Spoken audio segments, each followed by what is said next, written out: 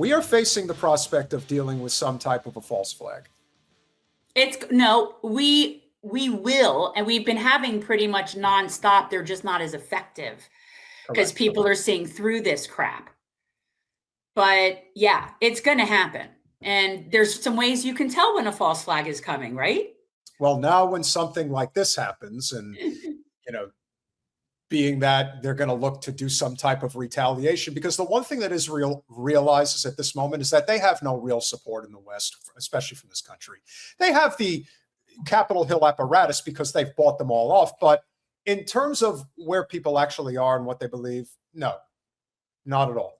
So when Fox News starts putting out this slop, you know that you have to keep your defenses up. An alarming report of threats outside Iran. ABC News reports Iran may be activating sleeper cells. Quote, the U.S. has intercepted encrypted communications believed to have originated in Iran that may serve as an operational trigger for sleeper assets outside the country. Really? Sleeper cells, huh? Sleeper cells. Now that I think about it, and there have been books that have been written about this for many a year. You really have to wonder when they say sleeper cell. To me, these are all CIA fronts, aren't they? I mean, pretty much, right? After all these years. Well, they're assets. At a minimum, it's assets. It's people that are doing their bidding, just like the same as the people that were the 9/11 people that did that. So I'm not saying there aren't people in this country that are here to do terroristic things on the behest of other people. I'm just thinking, one, the calls coming from inside the house, and two, it's not the Iranians. That's what I think.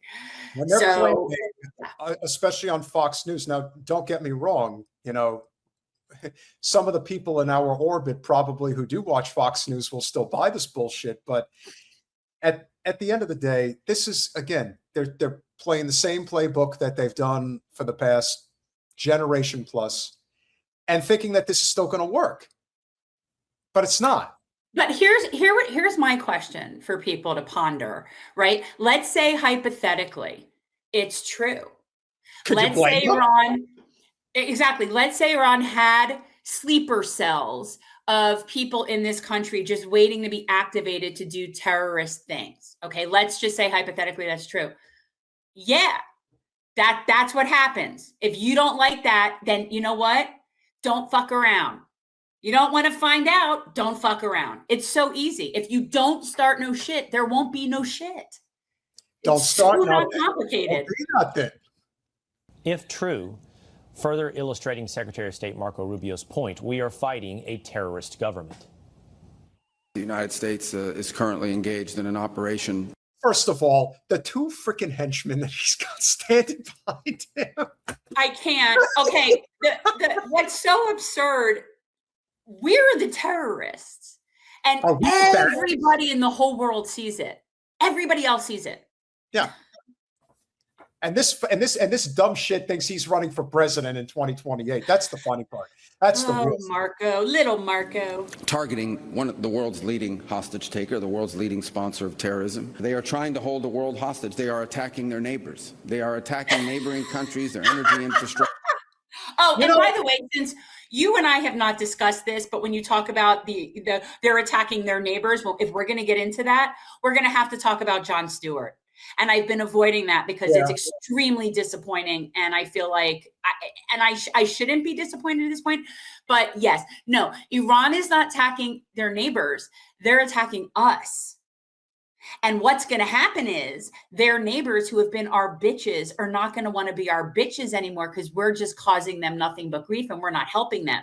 And when this is all over, we will have no more bases in West Asia. And that will be the end of that. And then who's protecting Ziohel? Yeah, that's a good point.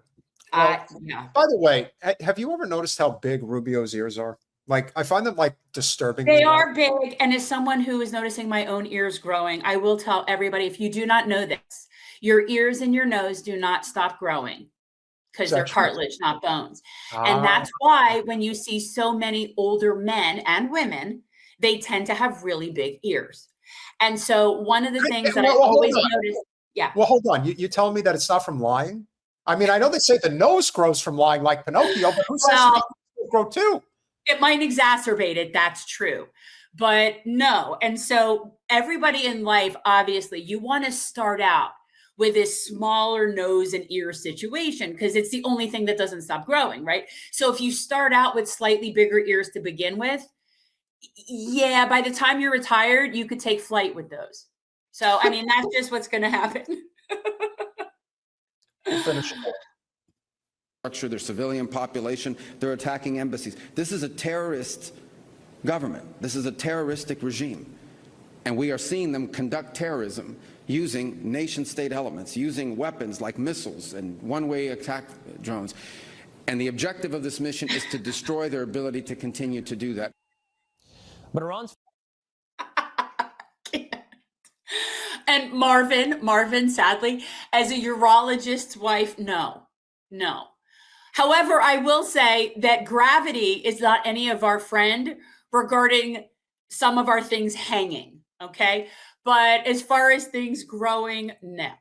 Sorry. Now, when you want to talk about trench warfare and what countries are capable of doing, this is a small taste of what Iran is actually capable of doing. They don't need false flags or sleeper cells. In fact, this may be what brought about Mr. Gavir's demise. Iran has begun using a new kind of weapon, and you can see what it does right where I am. You see that small hole in the roof of this building? That's where a small bomblet penetrated and then exploded inside the apartment. Pause. Totally devastating the apartment. So, did he say bomblet?